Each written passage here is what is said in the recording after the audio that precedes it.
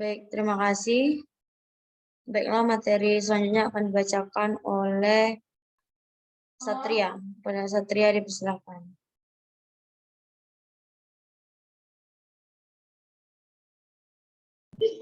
Maaf moderator, sepertinya sinyal saya baru aja keluar Zoom-nya. Saya izin membacakan di sini.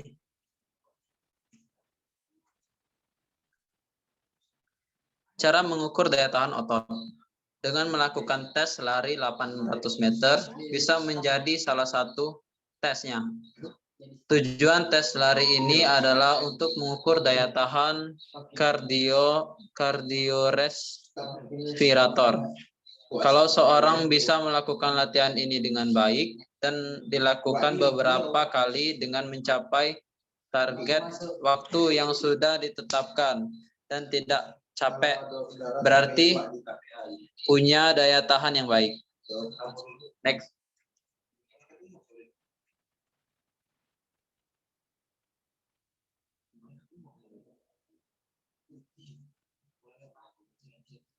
Jenis-jenis latihan daya tahan otot. Yang pertama, latihan sit up. Gerakan sit up berfungsi melatih kekuatan otot perut. Agar lebih mudah, kamu bisa melakukan dengan cara berpasangan dengan teman. Berikut cara melakukan gerakan sit up. Yang pertama, sikap awal, terlentang dan kedua tangan dikaitkan di belakang kepala. Kedua, ujung kaki dipegangi oleh teman dengan kedua lutut diangkat atau ditekuk. 3. Angkat badan ke atas hingga siku mengarah ke samping lutut dan sampai pada posisi duduk. 4. Kemudian badan diturunkan kembali seperti sikap awal. 5. Lakukan gerakan ini berulang-ulang selama 30 detik atau lebih. Untuk atlet senior dapat dilakukan selama 45 detik sampai 1 menit.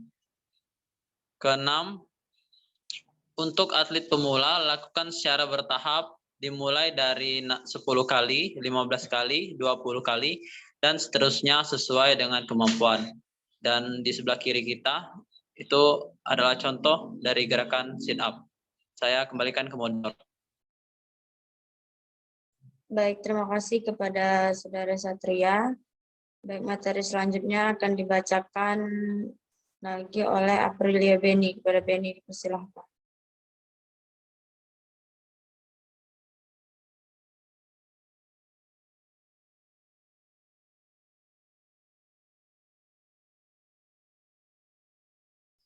Halo, Saudara Beni.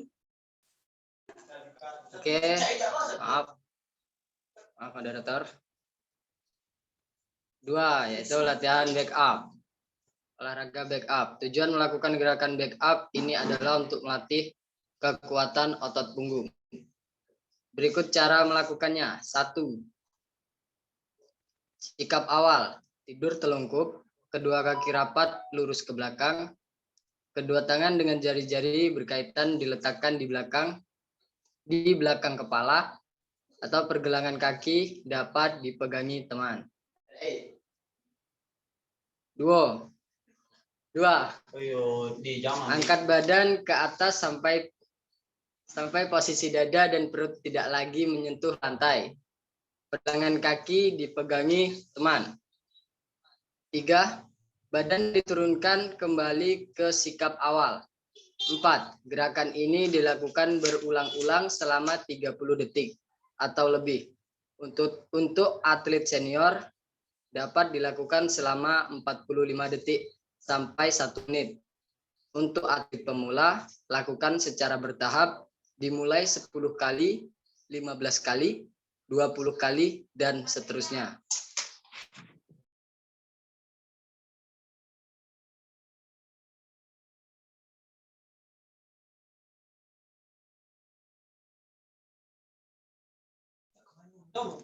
Tiga, latihan push up.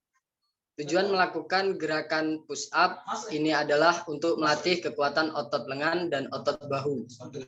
Berikut ini cara melakukannya. 1. Tidur telungkup, tubuh lurus dengan kaki rapat dan ujung kaki bertumpu pada lantai. 2. Kedua telapak tangan menapak lantai di samping dada. Jari-jari menghadap ke depan dan siku ditekuk. 3. Angkat badan ke atas hingga kedua tangan lurus. Kemudian kepala, badan, dan kaki berada dalam satu garis lurus. 4. Badan diturunkan kembali dengan cara menepuk lengan, sementara posisi kepala, badan, dan kaki tetap lurus tidak menyentuh lantai. 5. Ketika menurunkan tubuh bersamaan membuang napas, lakukan berulang-ulang selama 30 detik atau sampai merasa tidak kuat. Namun sebaiknya latihan ini dilakukan secara bertahap, yaitu 10-15 kali dan 20 kali apabila menggunakan hitungan. Tetapi bila menggunakan waktu bisa diawali selama 10, 15, 20, 25, 30, sampai 45 detik. Untuk yang sudah terlatih dari tahap ke tahap berikutnya, diselingi istirahat lebih kurang 30 detik. Oke, saya kembalikan ke moderator. Baik, terima kasih kepada Saudara Beni. Selanjutnya akan dibacakan oleh Fajar Juanda. Fajar, dipersilahkan. Baiklah, terima kasih untuk moderator. Jadi selanjutnya yaitu keempat, latihan pull up. Nah, pull up disebut juga dengan latihan mengangkat tubuh. Gerakan ini bertujuan untuk melatih kekuatan otot lengan dan perut. Pull up bisa dilakukan seorang diri dengan bantuan palang besi. Kemudian cara melakukannya, yang pertama, kedua tangan memegang pipa besi pada palang dengan tubuh dalam posisi menggantung. Angkat tubuh hingga posisi dagu sejajar dengan pipa besi yang dipegang. Tahanlah posisi tersebut sekuat yang kamu bisa. Jika sudah merasa tidak kuat, turunkan badan dan lepaskan pegangan. Ulangi gerakan ini dengan disiplin dan semangat agar kekuatan tubuh kita semakin terlatih. Next. Kemudian yang kelima ada latihan squat. Squat adalah latihan paling umum untuk membangun otot paha dan mengencangkan pantat. Akan tetapi, gerakan ini harus dilakukan dengan hati-hati untuk menghindari cedera lutut. Kemudian ada cara aman untuk melakukan squat, yaitu yang pertama, berdiri dengan kaki selebar bahu, posisi tangan bisa lurus ke depan atau berada di depan dada dan di kepal. Kemudian jongkok hingga lutut membentuk sudut 90 derajat. Tahan selama 4 detik, lalu kembali ke posisi berdiri. Lakukan sebanyak 10 kali dan rasakan perubahannya pada otot-otot kaki dan bokong Anda. Next.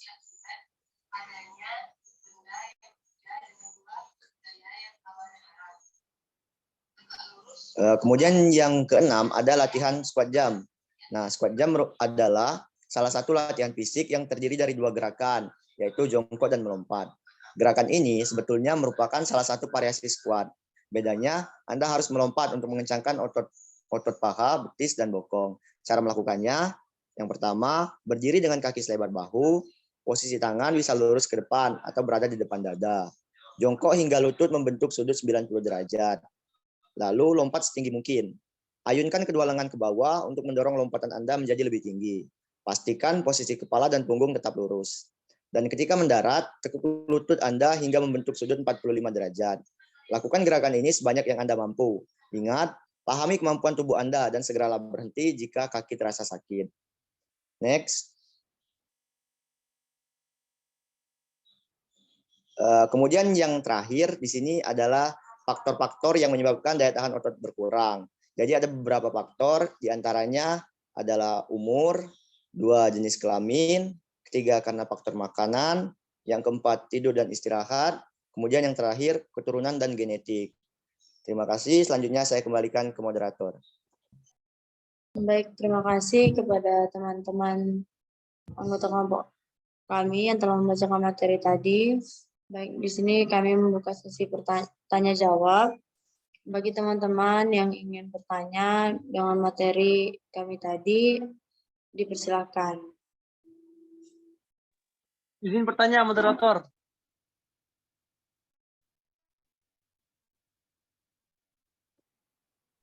Ya, silakan kepada Agi. Tadi sudah dipaparkan mengenai daya tahan otot ya. Betul. Nah, pertanyaan saya, tadi kan banyak sekali yang dijelaskan mengenai latihan apa saja yang untuk daya tahan otot. Yang saya tanyakan adalah apakah rekan sekalian bisa memberikan data yang mengenai acuan atau indikator bahwasannya daya tahan otot seseorang itu ada batasan, misalnya sedang, ya,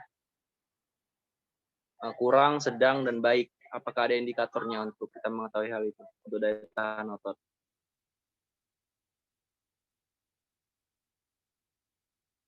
Terima kasih untuk kesempatannya. Saya akhiri. Wassalamualaikum. Waalaikumsalam. Baik, terima kasih kepada Saudara Agi. Jangan lupa pertanyaannya disematkan di kolom chat. Baik, lanjut. Masih ada sisa 2 pertanyaan lagi. Bagi teman-teman yang ingin bertanya, dipersilakan. Izin bertanya, Wan. Silahkan, Faradila. Oke, baiklah. Assalamualaikum warahmatullahi wabarakatuh. Waalaikumsalam warahmatullahi wabarakatuh. Perkenalkan, nama saya Faradila Dewi Afrianti dari kelas Indralaya. Saya ingin bertanya, coba kalian jelaskan bagaimana cara mempertahankan agar daya tahan otot yang dominan itu dapat mempertahankan kekuatannya. Terima kasih.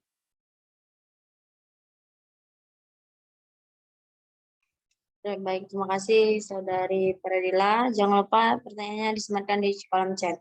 Baik, masih sisa 1 pertanyaan lagi bagi teman-teman yang ingin bertanya, dipersilahkan.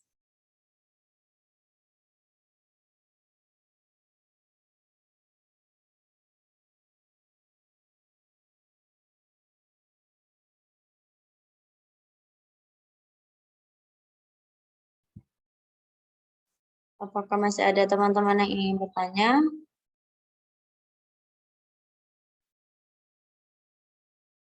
Nah, baik, jika tidak ada, mungkin di sini kami kesempatan untuk mencari dan berdiskusi mengenai jawaban dari pertanyaan teman-teman tadi. Selagi kami berdiskusi, kami serahkan kepada kelompok 3 yang materinya tentang kekuatan otot. Kepada moderator kelompok 3 dipersilakan. Baiklah, terima kasih Wan. Sebelumnya tolong dong Wan, share screen-nya Wan, dibuka Wan. Sudah, April.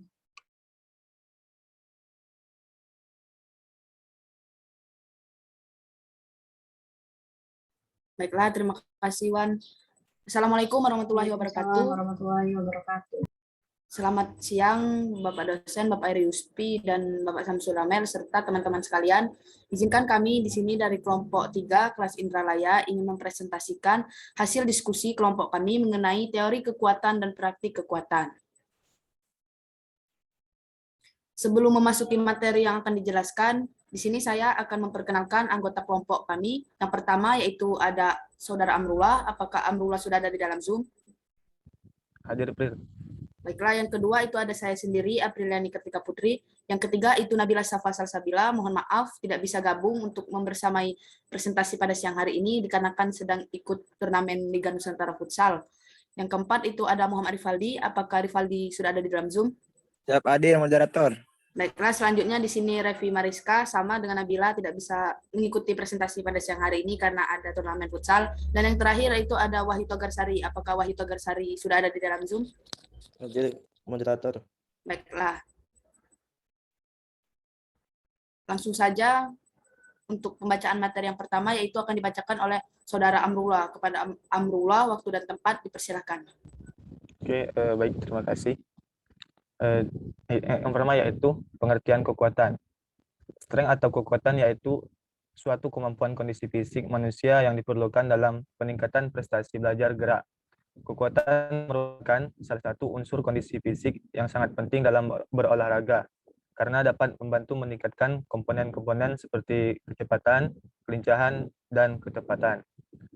Pada tahun 1989 menyatakan bahwa kekuatan diartikan sebagai tenaga yang dipakai untuk mengubah keadaan gerak atau bentuk suatu benda. Harsono tahun 1988 mengartikan kekuatan sebagai energi untuk melawan suatu tahanan atau kemampuan untuk membangkitkan tegangan atau tension. Dengan demikian, kekuatan adalah kemampuan yang sangat erat hubungannya dengan adanya proses kontraksi otot. Lanjut. Selanjutnya, bentuk-bentuk latihan kekuatan. Kekuatan adalah tenaga yang dikeluarkan otot atau sekelompok otot untuk berkontraksi pada saat menahan beban maksimal. Adapun latihan untuk melatih kekuatan otot yaitu yang pertama ada squat. Gerakan squat adalah salah satu latihan yang baik untuk melatih tubuh bagian bawah dan inti otot. Jika kita melakukan latihan ini secara teratur, maka kita dapat mengencangkan otot paha dan pinggul serta meningkatkan sirkulasi pencernaan.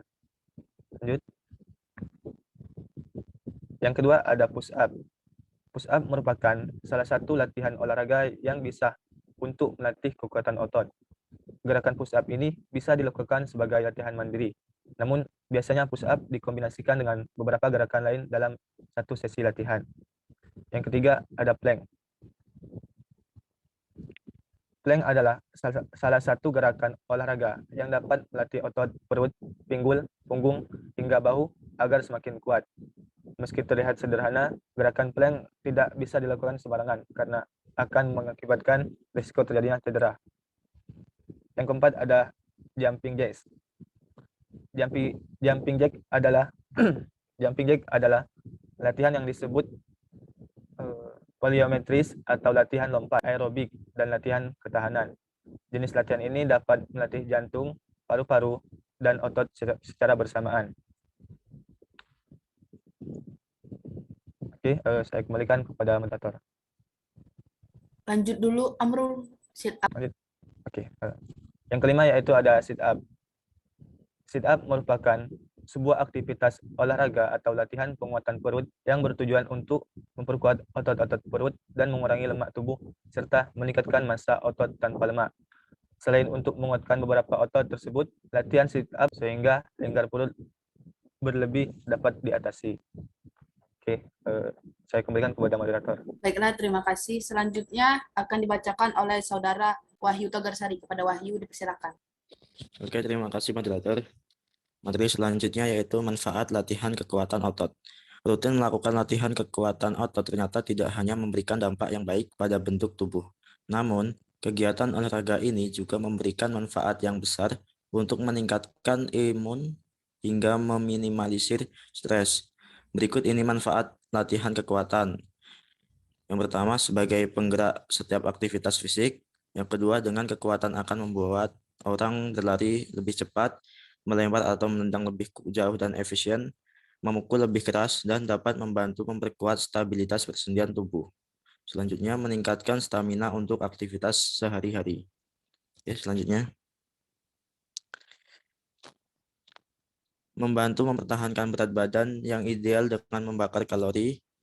Yang kelima, meningkatkan mood serta memperbaiki pola tidur. Yang keenam, mendapatkan postur tubuh yang ideal serta tulang yang sehat dan kuat. Yang ketujuh, Anda dapat memiliki lebih banyak stabilitas, keseimbangan, dan fleksibilitas yang bisa memperkecil resiko cedera. Lanjutnya, moderator.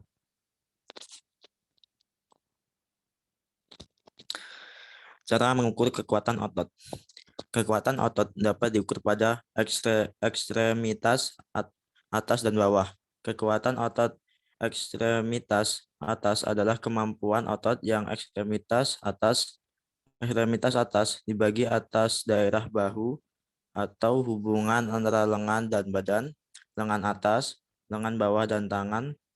Kekuatan otot ekstremitas bawah ialah kemampuan otot pada ekstremitas bawah untuk melakukan fungsinya, antara lain berpindah tempat, penumpangan beban berat, dan menjadi tumpuan yang stabil sewaktu berdiri. Ekstremitas atas terdiri dari tungkai atas dan tungkai bawah. Berikut cara penilaian skala kekuatan otot, perhatikan tabel berikut.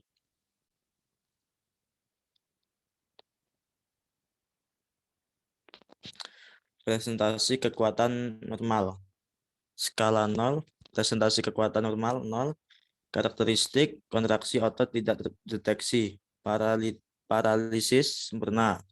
Skala 1, presentasi kekuatan normal 10, tidak ada gerakan, kontraksi otot dapat dipalpasi atau dilihat. Skala 2, presentasi kekuatan normal 25, karakteristik gerakan otot penuh melawan gravitasi dengan topangan. Skala 3, presentasi kekuatan normal 50, karakteristik gerakan yang normal melawan gravitasi. Skala 4, presentasi kekuatan normal 75, gerakan penuh yang normal melawan gravitasi dan melawan minimal. Skala 5, presentasi kekuatan normal 100, kekuatan otot normal, gerakan penuh yang normal melawan gravitasi dan melawan tahanan penuh. Baiklah, terima kasih. Selanjutnya, materi selanjutnya akan dibacakan oleh Saudara Rivaldi. Kepada Rivaldi, waktu dan tempat dipersilahkan. Terima kasih moderator. Berbeda kekuatan dan daya tahan. Yang pertama, kekuatan otot adalah kemampuan seseorang untuk membawa beban berat atau menggunakan kekuatan yang bertentangan dengan resistensi. Yang kedua, daya tahan otot adalah kemampuan seseorang untuk melakukan tugas otot untuk waktu yang lama. Yang ketiga, kekuatan otot dikaitkan dengan serat otot yang bergerak cepat, sementara daya tahan dikaitkan dengan serat otot yang bergerak lambat. Yang keempat, kekuatan otot harus menjadi fokus dari olahraga berbasis kekuatan, seperti rugby, sementara ketahanan adalah prioritas dari olahraga yang tahan lama seperti berlari. Baiklah, terima kasih pada rekan-rekan saya yang telah membacakan. Mungkin itulah presentasi dari kelompok kami yang dapat kami paparkan. Di sini kami membuka sesi tanya jawab. Mungkin untuk sesi pertama kami buka 3 pertanyaan terlebih dahulu. Kepada teman-teman yang ingin bertanya mengenai kelompok kami, yang mengenai materi dari kelompok kami, saya persilakan untuk open mic atau raise hand.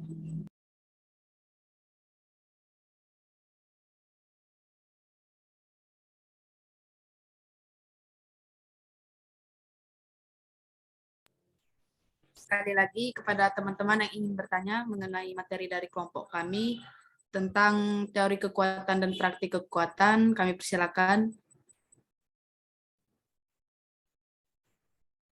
Jika belum ada yang ingin bertanya, mungkin kami kembalikan dulu kepada kelompok sebelumnya untuk menjawab pertanyaan selagi teman-teman memikirkan pertanyaan untuk materi kelompok kami. Kepada moderator kelompok 2, waktu dan tempat saya persilakan. Baik, terima kasih kepada moderator kelompok 3. Baik, di sini kami ingin menjawab pertanyaan dari teman-teman tadi. Baik, untuk pertanyaan dari Saudari Faradila akan dijawab oleh Resi Anadia Sabrina. Pada Resi, dipersilahkan. Baiklah, di sini saya akan menjawab pertanyaan dari Faradila. Yang pertanyaannya itu adalah, coba kalian jelaskan bagaimana cara mempertahankan agar daya tahan otot yang dominan itu dapat mempertahankan kekuatannya. Baiklah, yang pertama itu ada olahraga angkat beban. Berolahraga dengan mengangkat beban 2-3 kali dalam seminggu akan membantu melatih otot besar.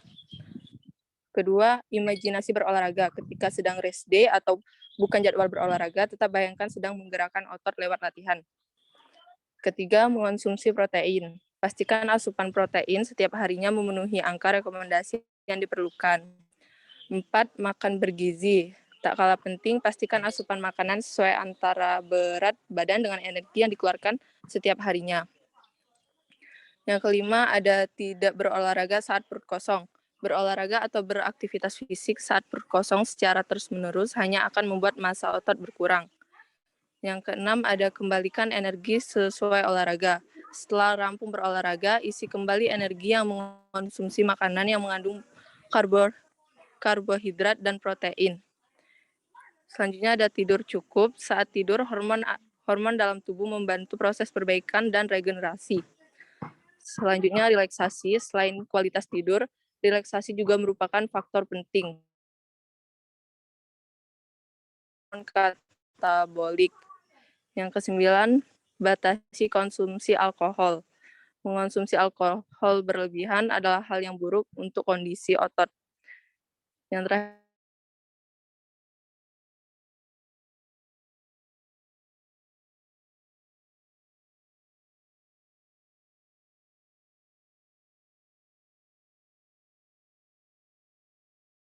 kelompok kami, saya kembalikan ke moderator. Baik, terima kasih kepada Resi.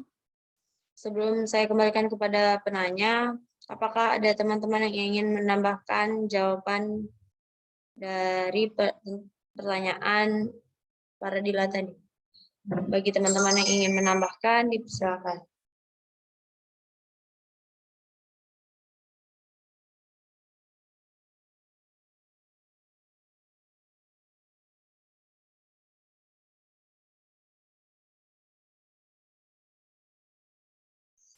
Baik, jika tidak ada teman-teman yang ingin menambahkan, saya kembalikan kepada si penanya, yaitu Saudari Faradila Dwi Aprianti.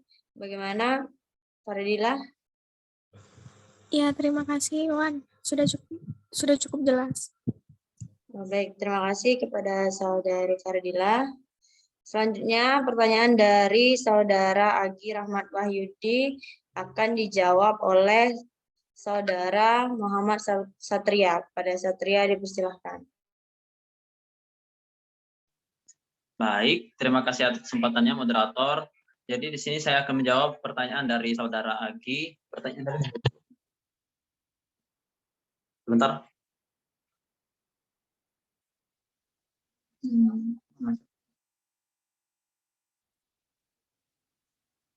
Jadi pertanyaan dari Agi tadi, apakah ada acuan penilaian yang mengetahui bahwa daya tahan otot seseorang cukup, sedang, baik, atau sangat baik? Jadi di sini saya akan menjawab mungkin dari pengetahuan saya dulu. Kita ambil contoh, acuan itu sesuai dengan repetisinya, Gi.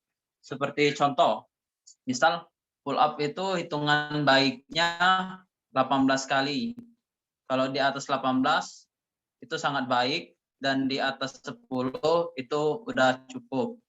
Dan untuk push up, acuannya repetisi juga, hitungan baiknya 41 kali, di atas 41 sangat baik, dan di bawah 41 cukup.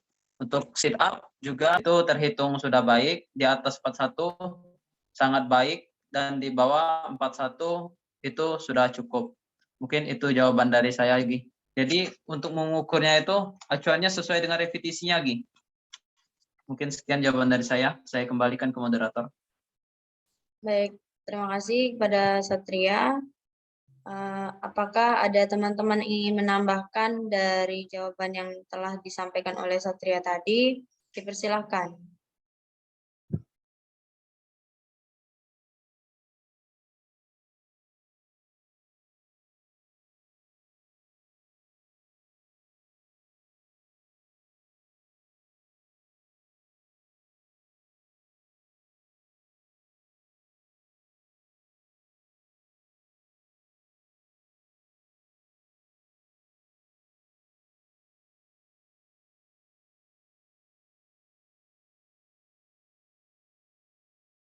Apakah ada teman-teman yang ingin menambahkan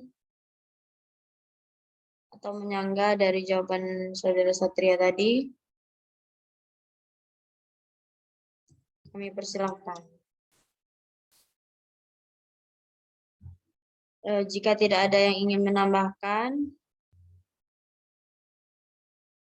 saya kembalikan kepada Saudara Agi.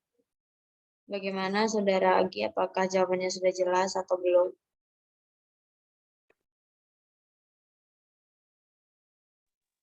Yo, oh Anda.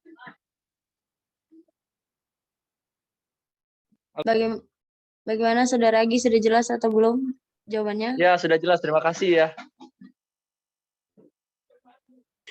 Baik, terima kasih kepada Saudara Agi. Baik Pak, pertanyaan yang diajukan kepada kelompok kami sudah kami jawab semua. Mungkin dari kelompok 3 ingin menanya kepada teman-teman lagi yang ingin bertanya. Saya kembalikan kepada moderator kelompok 3. Baiklah, terima kasih Wan. Mungkin pada teman-teman sekali lagi kami ulangi, jika ada teman-teman sekalian yang masih belum jelas mengenai materi yang telah kami paparkan, silahkan untuk bertanya, open mic atau raise hand.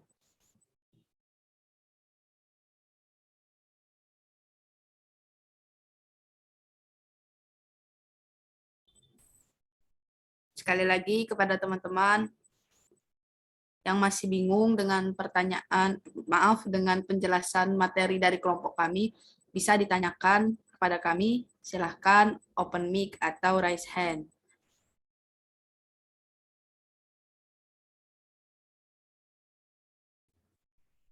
Izin Pak Yuspi, bagaimana ini Pak? Tidak ada yang mau bertanya Pak dengan kelompok 3 Pak. Kelompok 3 kekuatan ya? Ya Pak, tentang kekuatan. Ya. Sekarang coba kalian membedakan antara kekuatan dan daya tahan. Kekuatan otot dan daya tahan otot. Coba. Ke kelompok 3 ini Pak. Baik Pak. Jadi perbedaan kekuatan otot dan daya tahan otot tadi, kalau yang pertama, kekuatan otot adalah kemampuan seseorang untuk membawa beban berat atau menggunakan kekuatan yang bertentangan dengan resistensi. Sedangkan daya tahan otot adalah kemampuan seseorang untuk melakukan tugas otot untuk waktu yang lama. Perbedaan selanjutnya, kekuatan otot dikaitkan dengan serat otot yang bergerak cepat, sementara daya tahan dikaitkan dengan serat otot yang bergerak lambat. Dan perbedaan yang terakhir, kekuatan otot harus menjadi fokus dari olahraga berbasis kekuatan, seperti rugby, sementara ketahanan otot prioritas dari olahraga yang tahan lama, seperti berlari, Pak. Mungkin itu, Pak, jawaban yang bisa kami berikan mengenai perbedaan kekuatan otot dan daya tahan otot. Terima kasih.